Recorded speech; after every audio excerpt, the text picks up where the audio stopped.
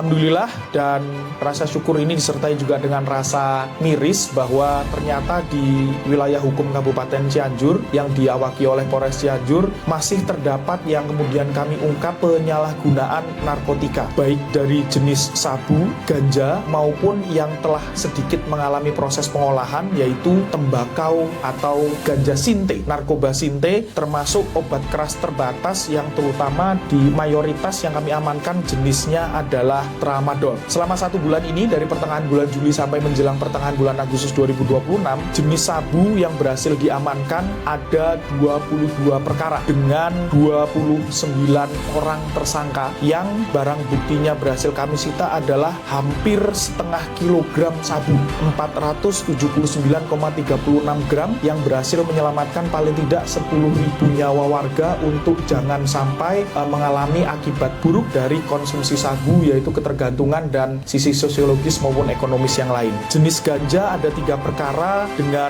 tembakau sintetis yang berhasil diamankan sebanyak 17.000 gram, hampir 17 kilo berarti ya, hampir 17 kilo. Yang cukup menarik di sini mengenai tembakau atau ganja atau apapun yang bersifat sintetis ini adalah kami bukan hanya mengamankan sebagaimana yang Pak Wakapolres selalu pimpin di Satuan Reskrim Narkotika, termasuk Makassar Reskrimnya, bukan hanya yang kami pegang ini. Ini adalah hasil yang siap untuk dinikmati oleh para penyalahguna yang insya Allah alhamdulillah berhasil kita gagalkan. Yang mirisnya lagi ternyata di suatu daerah di Kecamatan Cilaku berhasil kami amankan bukan hanya barang buktinya yang berupa narkotikanya, tapi alat-alatnya, alat-alat untuk mengolah sehingga kemudian tampilannya jauh lebih menarik. Mulai ada semprotan pewarna sampai dengan pencampur yaitu berupa alkohol, yang endingnya adalah kami tidak hanya jumpai dalam jumlah besar, kami jumpai siap edar dalam tanda kutip klip kecil untuk diedarkan ke para penyalahguna yang alhamdulillah sekali lagi berhasil kita gagalkan untuk tidak beredar di tengah masyarakat. Berikutnya, obat keras terbatas yang sekarang menjadi hot di seluruh Jawa Barat. Kami perlu mengucapkan terima kasih kepada warga masyarakat. Sekali lagi, nomor HP Kapolres ada di setiap warga masyarakat. Silakan lapor langsung ke Kapolres jika memang ada dugaan terkait dengan peredaran obat keras terbatas. Karena apa? Kalau dulu